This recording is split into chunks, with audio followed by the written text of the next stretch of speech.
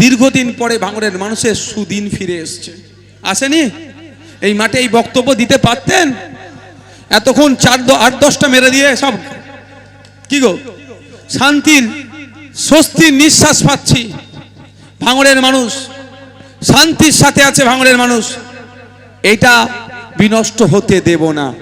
এই দীর্ঘদিন পরে অনেক কষ্টের পরে সুখ এসছে, এইটা বলেছি বলে আবার তৃণমূলে যারা তোলাবাজি করে খায় তাদের আবার কষ্ট লেগেছে। এটাকে কাটিং করে ছাড়াচ্ছে। বলছে নওশাদ সিদ্দিকী বলছে অনেক কষ্ট করে সুদিন নিয়ে এসছে, মানে বিজেপিকে নাকি ডেকে নিয়ে এসছে। আচ্ছা, আমি ফলতাতে প্রার্থী দিয়েছিলাম, ফলতায় তো 1 লক্ষর ওপরে ভোটে তৃণমূল হেরে গেল, তাহলে দোষটাও কি নওশাদের? 30 জায়গায় তো প্রার্থী দিয়েছিলাম, 207টা সিট ওরা জিতল, সব দোষ আমার? আমার এমন একটা বক্তব্য দেখাতে পারবেন যেই বক্তব্যের জন্য সাম্প্রদায়িকতা ছড়িয়ে গিয়েছিল, অর্থাৎ হিন্দু মুসলমান ভোট আলাদা হয়ে গেছে, সব ভোট বিজেপিতে পেয়েছে? কেউ বলতে পারবে? তারপরেও আমার নামে দোষ দিচ্ছে। আমি কথা বলেছি যে অনেক কষ্ট করে সুদিন ফিরেছে, সুদিন এসছে, কেউ না এই নোংরামি করে আবার ওটাকে বিনষ্ট করে দেয় সুদিনটাকে। এটা ভালো বলেছি না খারাপ বলেছি?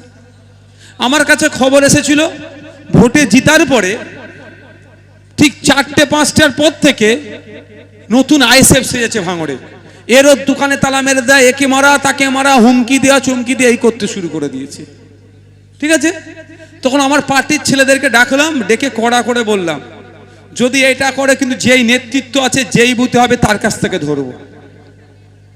ওটা বলে মিটিং করে মনে যখন বার হচ্ছিলাম তখন আবারও বললাম অনেক কষ্ট করে সুদিন এসছে, তাহলে তোমরা যদি এই নোংরামি করে বিনষ্ট করে দাও তাহলে তো একই হয়ে গেল। এটা কি অন্যায় কথা বলেছি? কিন্তু এটাকে কাটিং করে আমার নামে মিথ্যাচার করছে। আমি এতটুকু জানি, মন জানে পাপ আর মা জানে বাপ। কে কি বলছে আমার দেখার দরকার নাই। ভাঙড়ের মানুষের সমর্থনে আমি জিতেছি, ভাঙড়ের মানুষের জন্য কথা বলবো আর রাজ্যের মানুষের হয়ে কথা বলবো।